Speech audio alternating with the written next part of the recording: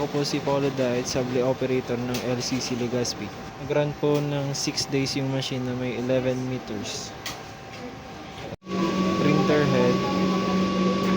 Printer head clean.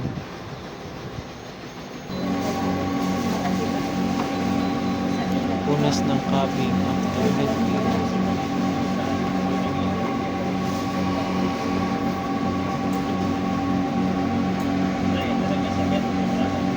Nozzle test.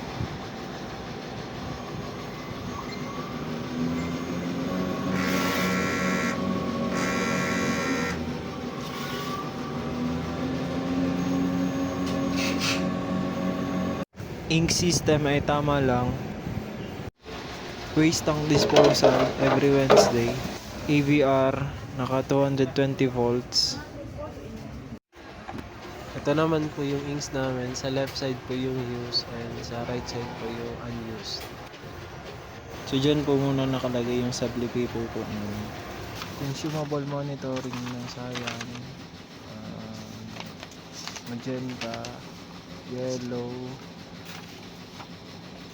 black, and yung Sable paper po.